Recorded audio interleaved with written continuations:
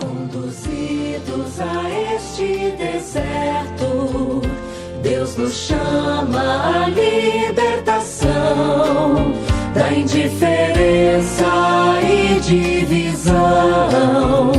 Onde está tua irmã, teu irmão? Meu irmão, minha irmã, vamos meditar hoje um pouquinho sobre este manual da campanha da Fraternidade de 2024, que é o tema Fraternidade e Amizade Social, cujo lema é Vós todos sois irmãos. Mateus 23:8.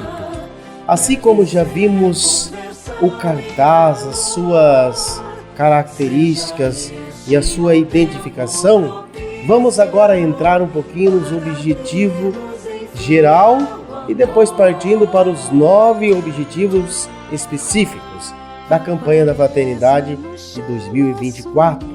Assim, o objetivo geral é despertar para o valor e a beleza da fraternidade humana, promovendo e crescendo e fortalecendo os vínculos da amizade social para que, em Jesus Cristo, a paz seja realidade entre todas as pessoas e povos.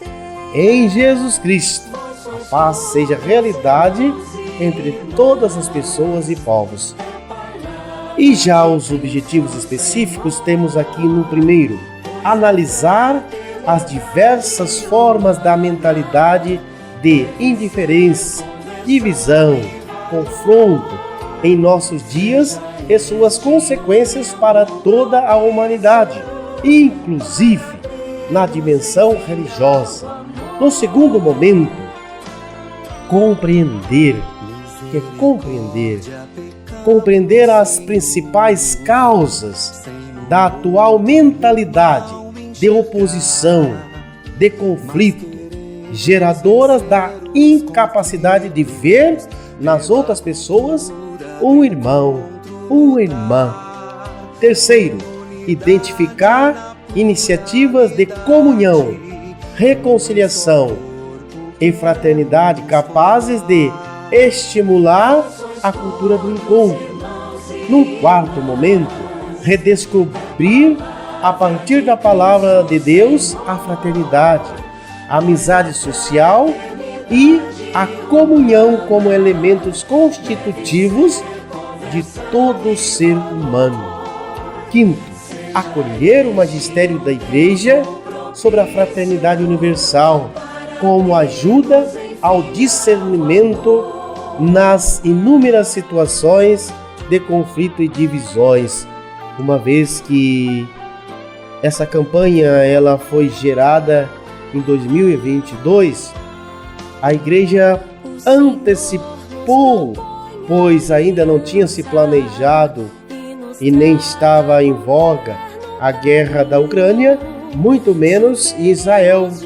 A Igreja já detectava 72 focos de guerra. Então a campanha da Fraternidade, a CNBB, trabalha como profetas do hoje para que possamos discernir o mundo universal e ajudar a gente a crescer e eliminar esses conflitos e divisões.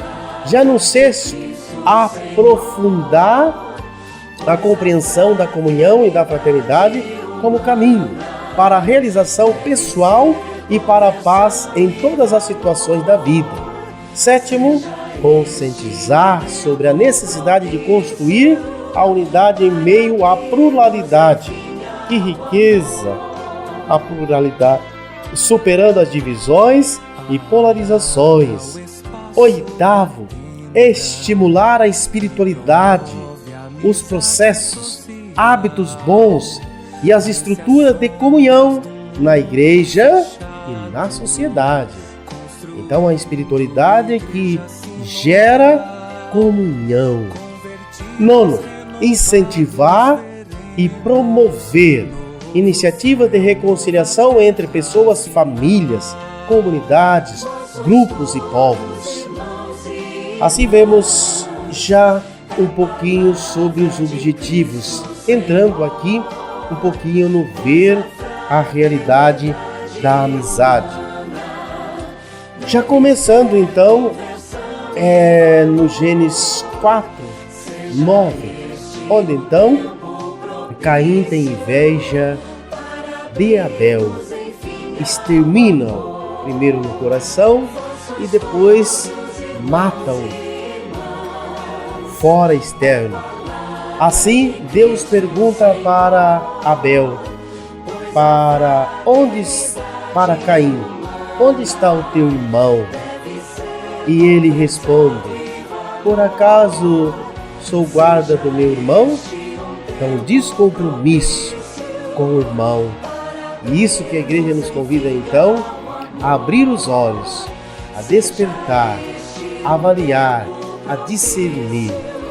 Já nos primeiros filósofos, então, Platão já dizia assim que a amizade em sua dimensão transcendental, como a abertura das pessoas que se relacionam para o belo e o bom e o verdadeiro.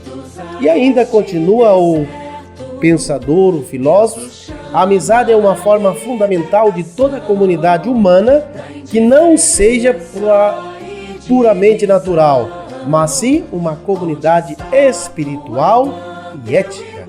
Vai além. Já Sócrates diz que a amizade vence todos os obstáculos para unir os corações virtuosos e os homens bons preferem possuir em paz, a paz, haveres moderados, a tudo que pode se dominar pela guerra. Uma pessoa equilibrada prefere então equilibrar-se interiormente para não deixar que a guerra comece dentro dele. Já Aristóteles, nos anos 384, 333 a.C., ele dizia que a amizade é um modo orgânico e sistemático. E assim, no seu livro Ética de Nicômaco, ele afirma: a amizade é um vínculo social por excelência. Nem mantém a unidade entre os cidadãos de uma mesma cidade, ou entre companheiros de um grupo, ou entre os membros de uma empresa. Então gera essa amizade, esse vínculo por excelência. É muito bonito então ver os pensadores refletindo sobre aí os pensamentos. E ainda para Aristóteles, a amizade verdadeira não é provocada por uma paixão, mas movida por um ato de eleição, ou seja, uma escolha da vontade que segue a deliberação da inteligência. E no número 13 do documento, resumo da campanha da fraternidade, ele diz assim: nas trilhas de Aristóteles, São Tomás de Aquino, ele diz que todo homem é naturalmente amigo e familiar de todo homem, e destaca que a amizade como uma virtude política e para bem viver na sociedade.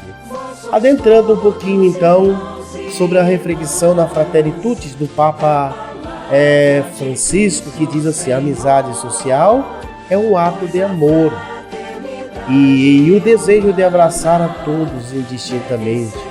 Já no número 3, a amizade social é comunicar com a vida o amor de Deus, recusando impor doutrinas por meio de uma guerra dialética. Não é uma discussão boba, mas é viver a doutrina do amor.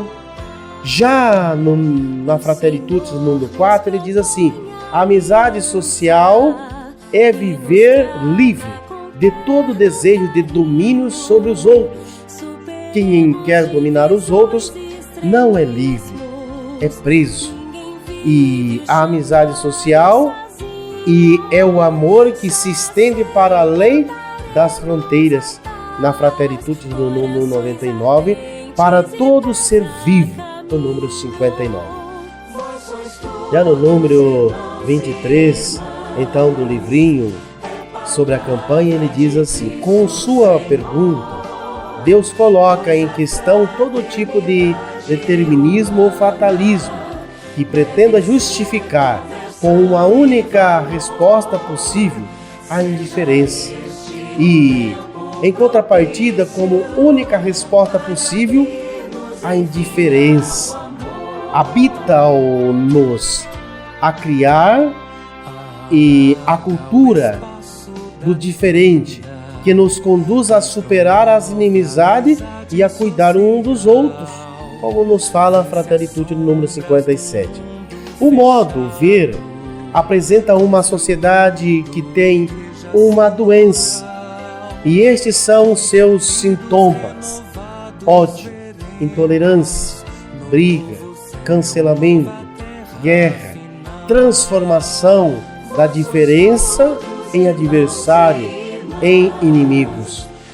E já no número 33 ele diz assim: infelizmente que na sociedade em que vivemos imperam cada dia mais a intolerância e, consequentemente, o desejo de eliminar, de cancelar o diferente. E esta realidade é tão fortemente presente que podemos caracterizar a nossa cultura como culturado do cancelamento. E assim, no número 73, ele dá um nome específico para essa enfermidade da sociedade que padece, enferma, e podemos então denominar como alterofobia, ou seja, alterofobia igual medo, rejeição, aversão a tudo aquilo que é do outro, tudo que não é meu e não é meu mesmo, a outra pessoa, a outra causa, o outro sonho, o outro esforço, tudo, enfim, que não seja eu mesmo, acaba por se tornar desnecessário, não é necessário, ameaçador, destinado à rejeição e até mesmo a extinguir, a extinção. Tem que eliminar, tem que rejeitar, tem que cancelar. Ou seja, pensar diferente. E como numa família que temos aí diversos pensamentos, modo de viver, modo de curtir a vida, até mesmo time de futebol, por exemplo, para aqueles que ouvem, um é corintiano, o outro é São Paulino, outro é palmeirense, o outro é curitibano, o outro é... assim vai. Por causa disso, precisamos eliminar o outro? Não. É essa a riqueza do cartaz. Juntos somamos. A diferença enriquece. A ilha desaparece. E, às vezes, seguindo a lógica de Jesus, ele convida os seus discípulos, lá em João, no capítulo 13, 34. Amai-vos uns aos outros como eu vos amei. Então quer dizer, eliminar tudo aquilo que é guerra dentro de nós, tudo aquilo que é matança dentro do nosso interior, porque tudo começa ali dentro. Então a campanha nos ajuda a discernir o que estamos cultivando no nosso coração e nos convida a amar uns aos outros, porque somos todos irmãos. Já no segundo capítulo, quando se fala do iluminar, vemos aqui que a igreja convida mais uma vez, de acordo com o lema, somos todos irmãos e irmãs, Mateus 23, 8. Jesus então, ele percebe que os fariseus e os saduceus estão apossados da cadeira de Moisés, estão sentados ali como se fossem donos. Portanto, Jesus adverte: tudo o que eles vos disserem, fazei e observai, mas não imiteis suas ações, pois eles falam e não fazem. De acordo com Mateus 23, de 1 a 12. Não chameis a ninguém na terra de Pai, pois até quando rezemos o Pai Nosso, que está em Lucas no capítulo 11, ou em Mateus 6, nós dizemos um só Pai, Pai Nosso que estais no céu. E aí Jesus adverte que todos somos irmãos, servos, e entre os discípulos ninguém deve ser chamado de guia, pois um só é o vosso guia, o Cristo. Pelo contrário, o maior dentre vós deve ser aquele que vos serve. Quem se exaltar será humilhado, e quem se humilhar será exaltado. Em Mateus ainda 23, de 1 a 12. Assim, sentar na cadeira de Moisés, mas não pratica um ato bom ao próximo, Jesus chama de hipocrisia. E aí Jesus convida, de acordo com Marcos 10, 43 e 45, entre vós não sejais assim, não sejais hipócritas. E aí ele continua, Pai, é só o Pai do céu, Jesus é o guia, todos sois irmãos. Jesus mostra a centralidade do Pai do céu. E assim no número 93, o título de Rabi. É claro que a função de ensinar é necessária e até essencial para a comunidade. No entanto, quem a exerce não pode reivindicar tratamento indiferenciado, nem reconhecimento por isso, sobretudo porque o único mestre é o próprio Jesus. Ou seja, aí volta um pouquinho onde começou a imperar aí o ser humano querer ser como Deus. Lá no Gênesis 3:5, o desejo pelo lugar de Deus faz com que Eva quebre o pacto de harmonia com os exemplos que devem ser rejeitados. E o mesmo acontece no Gênesis 4, quando Caim mata Abel. E antes de matar, primeiramente precisa expulsar do coração, matar o irmão no coração. Já nos capítulos 37 do Gênesis a 50, vemos aqui um exemplo de pessoa magnífica, prontamente a ser aquilo que Deus precisa.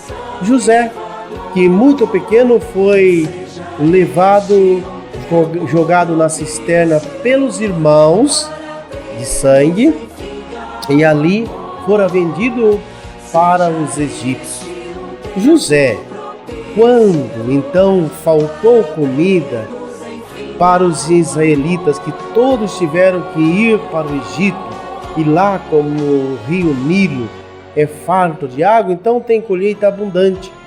José era então homem de confiança do faraó, e ali então ele supriu as necessidades dos irmãos dele e de todo o povo.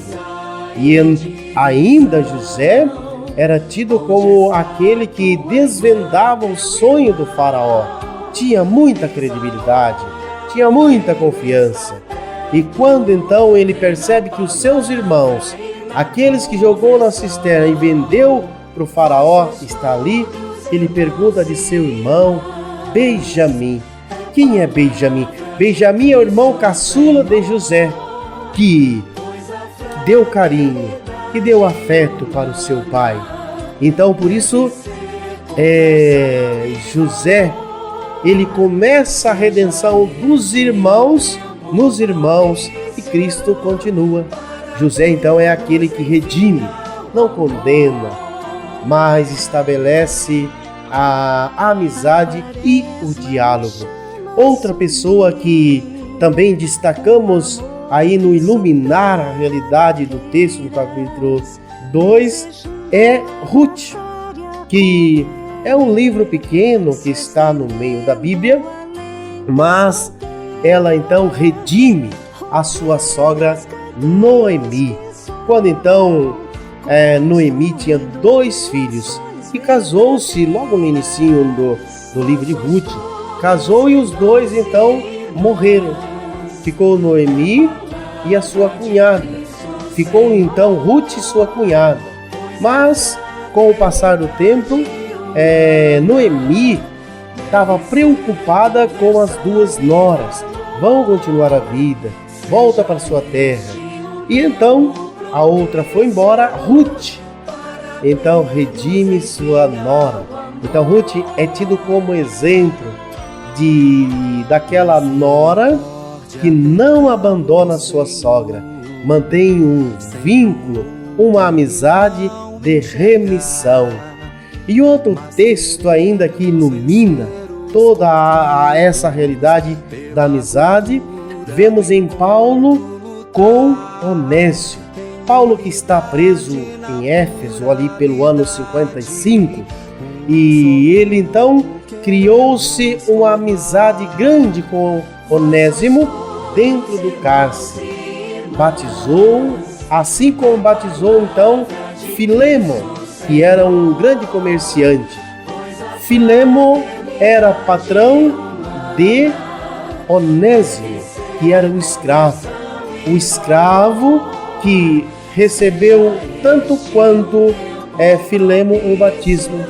E quando então estava próximo para que Onésimo fosse liberto, porque estava acabando o seu tempo, ele que foi um escravo fujão, e quando o escravo fugia, quando ele voltava para o patrão, então ele levava a surra, ele então era sacrificado e também judiado. Mas Paulo então ajuda a Onésimo se firmar, dizendo: olha, eu conheço o seu patrão Onésimo, eu batizei ele, nós somos amigos, fique tranquilo, eu vou escrever uma carta para Filemon e você vai levar. E nesta carta, que é um livreto ali de Paulo a Filemon, acho que é o menor de todos os capítulos da Bíblia, que nem é um capítulo, mas versículos.